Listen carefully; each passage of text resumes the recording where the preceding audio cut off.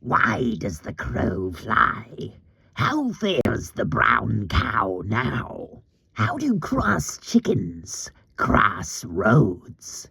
And how many licks does it take to get to the center of the earth? In what ways are blades of grass and your dad similar? Who watches the watchers? Who fact-checks the fact-checkers?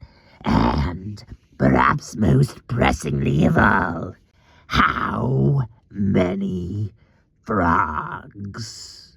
These are the questions, life's largest mysteries, each and a trifle in a tribulation to answer every one. But what if I told you that they have precisely nothing to do with the next thing I say?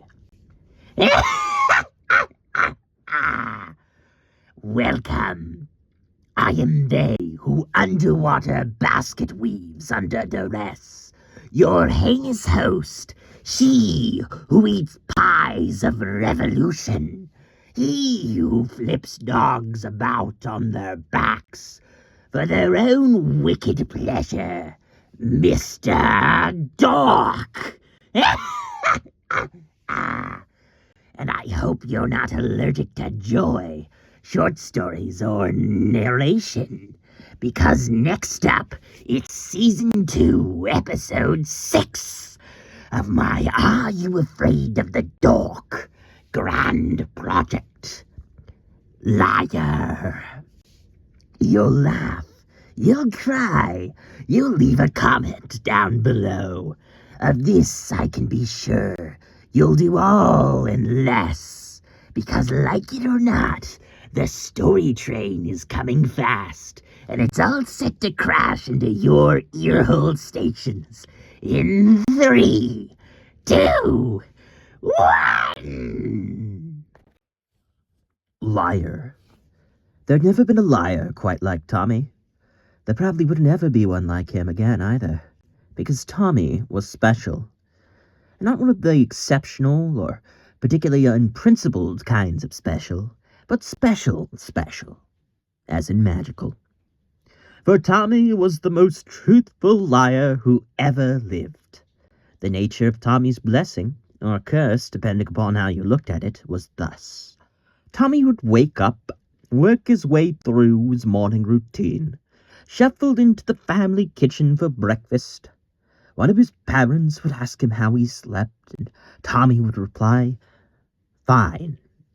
Next thing you know, Tommy would be sporting a rather prominent pair of purple bags under his eyes, a nasty case of bedhead, and a tweaked back, reflecting his now decidedly less than fine sleeping experience the night prior. His mom would shake her head sympathetically and remind him to be out the door by 8 to make it to his bus stop, after which point Tommy would absent-mindedly blurt out that it wasn't a school day, a true enough observation. Except the moment that sentence passed his lips, the passage of time would fall over itself to make Tommy a liar, and what was formerly a Saturday would morph into an honest-to-goodness Wednesday, just like that. There was no accounting for it. The universe seemingly conspired to twist itself in opposition or contradiction to Tommy's every utterance. It was the strangest thing, but such was the nature of Tommy's life, at least insofar as he could perceive it. You asked a young Tommy what his favorite food was? Well, his eyes would light up as he would give the question some thought, and sure enough, he'd answer you. Ice cream, pizza, cherry pie. But just as soon as he spoke, the mere thought of his former very most favorite food was enough to make him want to gag. And upon probing him a little deeper, you'd come to find he now found it to be one of the grossest foods in the world, after which point Tommy would privately come to regard it more ambivalently. You asked him who the first president was? He'd say Abraham Lincoln, causing him and George Washington to trade places, and leaving Tommy very much in the wrong, and in the eyes of his classmates, perhaps a little stupid. Being young and ignorant of the workings of the world is often described as being a confusing and frustrating experience.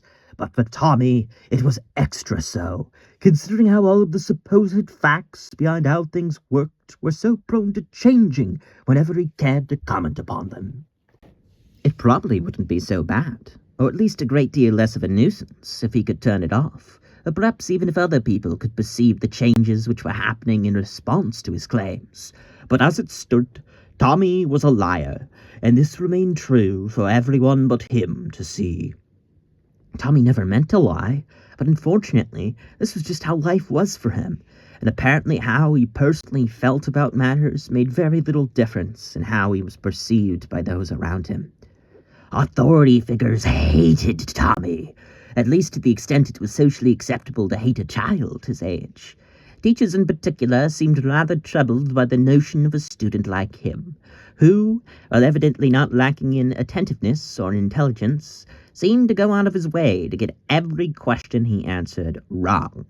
To make matters worse, Tommy's every protest concealing how he was trying his best or really did care was met with a rewiring of his brain and a warping of his personal history until it very much was not so.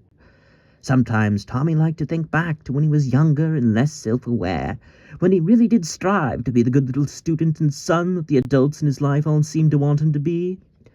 Roll call at school went about as well as you might expect. Ricky, Damien, Aiden, Tyler, John, Alexander, Georgie, Stanley, Terry, Philip, Ben, Henry, Michael, even Macy, Abigail, or Lisa, the few times when he had bothered to announce both his name and gender. These were all identities that were no longer his, that once been, once upon another day, however long ago. It would have been fun, and maybe even a little exciting, exploring all these identities, and not for the fact that it eventually became rather maddening to keep track, made more so by the fact that the only one who remembered the faintest trace of them was him. He was sure he had to have had at least dozens more identities, complete with their own family dynamics, compositions, and educational backgrounds, which he was now forgetting. But past a certain point, they all chaotically blurred together in his mind. School counselors were baffled by him, and outside psychologists tried to diagnose him to the best of their limited human abilities. But try as they might, no one could truly understand Tommy any more than he could himself, and nothing which they claimed about him ever rung very true in his mind after a comment or two. Doctors chastised him for being insensitive, over and under-exaggerating his weight every time his parents took him in, as he ballooned from 45 to 300 pounds and back again within seconds worth of back-to-back self-disclosures. Schoolyard peers learned to pick him last, as Tommy could never be relied upon to accurately gauge his athletic abilities. Basic mathematical and historical truths contorted and writhed and twisted themselves around every class Tommy spoke up in. And on it went. Impossibility upon impossibility, absurdity upon absurdity, his every spoken thought grounds for a new reality for him and everyone else who ever lived. Tommy, for his part, had long since learned that the best strategy for meeting the expectations of the sorts of figures he had once looked up to, or anyone at all for that matter, had been to disengage. Life was more stable that way. He might not have ever been able to live up to what his parents and teachers wanted him to be, but at least he could never disappoint them if they learned not to expect anything. Until one day he reached a point at which he could bear to repress himself no longer. So it was that at the ripe age of 9, Tommy reasoned that if he was going to live life at all, then he was going to do so on his terms. And live life he did. And so once again, Tommy left his old identity behind, this time becoming a 27-year-old super genius named Liam, after a series of strategically worded lies. And then he time-traveled into the far-flung future, where he integrated himself into a culture of robot crabs. And then he brought the dinosaurs back to life, and conquered the now-existent species of evil purple hexagonal people that populated Mars. And then he became the world's first Olympic athlete to win a medal in every sport, blindfolded. Through dishonesty, his every boyhood fantasy was attainable. And on this went, more or less well for an indeterminate number of years. For at Liam's direction, time itself had been reduced to a paradoxical, timey-wimey, big ball of confusion, until even this grew to be rather unbearable for him. Because none of it was ever earned, and none of it felt real. And try as he might to entertain himself, soon every passing fancy that his brain could be bothered to conjure up started to sicken him before he had even brought it into being. And though through a cleverly enough worded phrase he could induce in himself whatever feeling he desired, or bring about whatever kind of companion which most suited his mood at the moment, the blatant undeservedness of it all, the sheer artificiality and silliness of the things his unregulated impulses brought into being, eventually came to become profoundly distressing to himself. Because for all the things he could do, all the meticulously constructed miracles his now silver tongue could invent, his mind increasingly turned to what he lacked. For Liam could never gaze upon another and say, "I love you," and truly mean it. And conversely, should they have ever confided as much in him, he could never say it back without soon falling out of it. He could never speak earnestly with anyone about his hopes and dreams. He could never disclose in someone close to him any real vulnerability beyond the confines of his own mind. Even his sense of self, that little voice inside his head helped him navigate life, was inclined to become like a stranger to him at the slightest display of sharing. So it came to be that whatever whimsy, beauty, or joy the universe had once possessed came to be entirely lost on Liam, and all that remained was sheer self-directed chaos. And so, recognizing that he had had enough, and that it had long since been time for him to move on, Liam said the words, "I am real and exist." And just like that, he was reduced to the very character you hear about today. The end.